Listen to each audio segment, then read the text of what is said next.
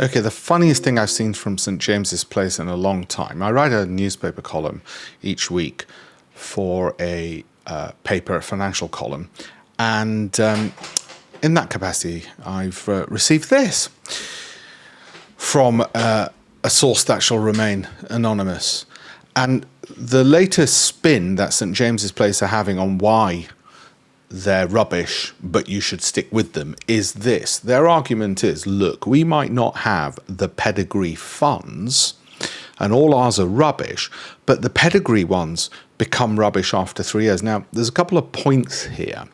The first point is they're absolutely correct that outlier good performing funds do not have a persistence in performance.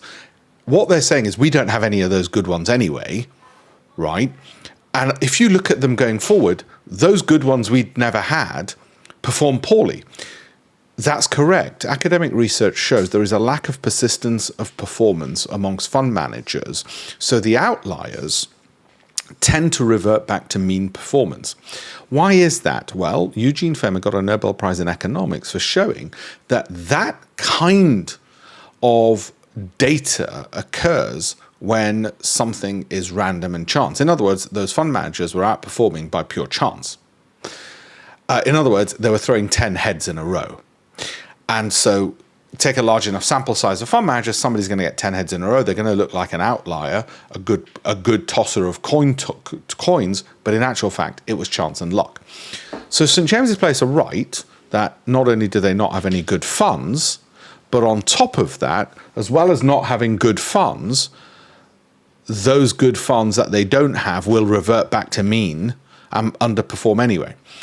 Now, the next step they're doing, which is laughable, is they're now using that logic to say all their rubbish funds should also revert back to some kind of average mean and therefore perform better. And that's why you might want to go with their rubbish funds. It's an ingenious argument which doesn't work because the academic research and data shows that the poor performance, and I wrote about this in my Financial Times column about 20 odd years ago, the poor performers actually have their own pretty poor mean, which they stick to, but they don't suddenly turn around and become geniuses. Those fund managers don't suddenly become amazing.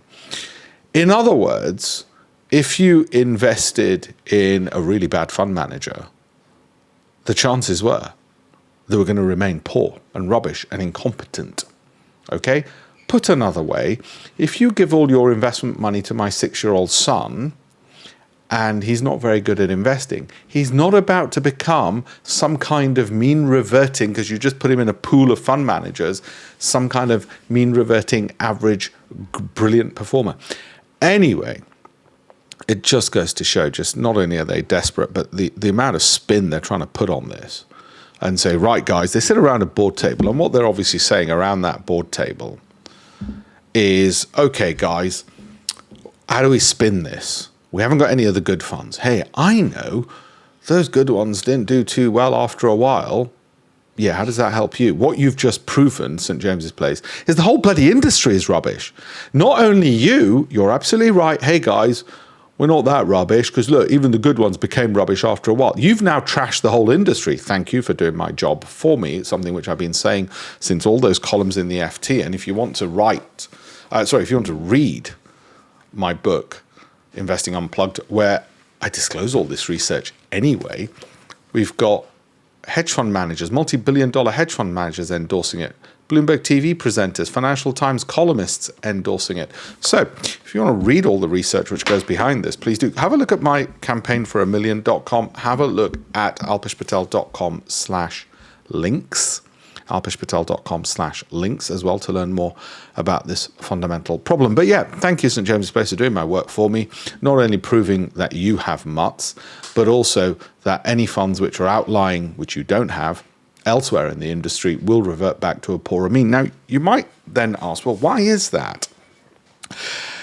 And the reason is not quite what you might think. You might think the reason is, because they charge so many fees. It's not. It's because firms like this became incredibly, incredibly efficient at distributing and scaling their business model.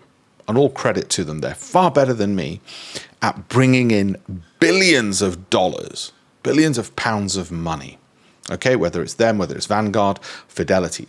When you've got billions of pounds of money, you can't just put it into, say, 20 of the greatest companies. And the reason you'd want as few companies as possible, because it would allow you to concentrate and filter more tightly.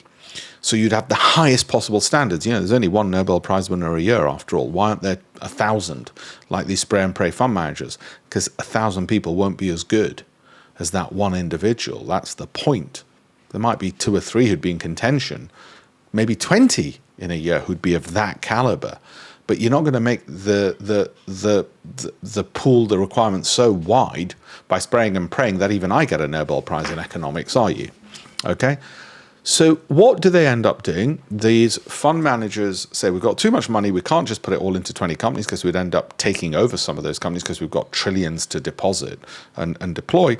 So what they do instead is they say, well, right, that fund manager can have a UK fund, that one a US fund, that one European. They divide by geography, style, like growth, value, income, or theme, like cybersecurity, AI, and so on, because those keywords allow them to sell. It's about scale, it's about sales, it's about getting the capital in. It is not about performance, because there tends to be a bias amongst people who've opened, whether it's bank accounts or fund management accounts, not to move. And that's what they rely on. You don't cancel your subscriptions to things, do you? When was the last time you changed your bank account? Pretty pain in the ass difficult, isn't it? And people don't tend to do it. That's what they rely on, and that's what keeps making them the money. So they focus instead on the marketing elements. I speak to you as a hedge fund manager. I know how the hell the long-only fund management, the retail fund management industry works. The great thing about my industry, on the hedge fund industry, first of all, we can only take institutional money, not retail. Secondly, we're not allowed to advertise because we're only open to institutions. We're not allowed to advertise to retail clients. It'd be against the law. Actually, it'd be a criminal offense, okay, because it's not open to retail. So it doesn't have the conflicts of interest that these guys obviously do. Anyway, if you want to learn more about how to improve your pension, and you certainly owe it to yourself, and certainly if you're with St. James's Place, and there's 900,000 of you who are miserable, and I tell a lie, there are 2 people who are happy with it. I think one of them works for the company, and the other one is taking treatment. So if you want to know how to improve, have a look at alpeshpatel.com/links. You also get a free copy of one of my 18 books, which goes into all this subject matter, and you'll improve your pension. I won't ever show you anything. I wouldn't show my family. I won't suggest anything that I won't put in front of them. Okay, that includes my wife, my son, my extended family. I've written 200 columns in the Financial Times. I've lectured on exactly this point over 20 years ago as a visiting fellow in business at Corpus Christi College, Oxford. Okay, I've written 18 books on this subject. My 200 columns in the Financial Times must have covered this so many times as well. And then when I set up a hedge fund, the reason we went down the hedge fund route is to avoid all those conflicts of interest that come from being a long-only fund manager. So my push has always been, and I've launched a campaign, it's the kind of thing hedge fund managers do in their older age, a campaign to teach 1 million people how to add an extra million into their pensions across their lifetimes. It's called the campaignfor1million.com. And if you go to campaignfor1million.com, you get a load of free resources there, not least because people whose pensions underperform end up working less because they take more sick days. They have mental health issues through worry about finances. It impacts their marital life. So it has all these knock-on effects beyond the economic. And the easiest way I could do my bit for society, because the one thing I know about is investing, having written about it so much and practiced it for so long, the one thing I could do was launch that campaign to give people all this free information and education, including free copies of my books, so as to hopefully improve society somewhat, get those 1 million people globally to add an extra million into their pensions by avoiding the classic mistakes that companies like this entrap you into. Okay? Hopefully you found that helpful. Please do like, subscribe, whether you're on TikTok or YouTube. Thank you very much.